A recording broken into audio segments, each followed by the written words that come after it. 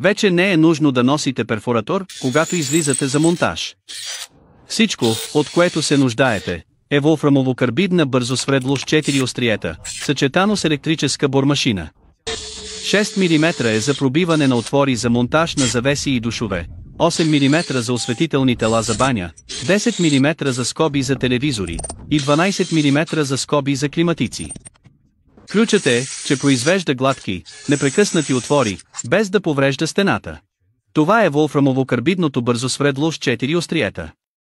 Характеристиките му включват удебелена волфрамово-карбидна сплав и нецентриран, ъглов дизайн на главата. Пробиването е бързо и без усилие, като лесно прониква дори в дебели стоманени плочи. Може да проникне дори в много твърди стоманени плочи.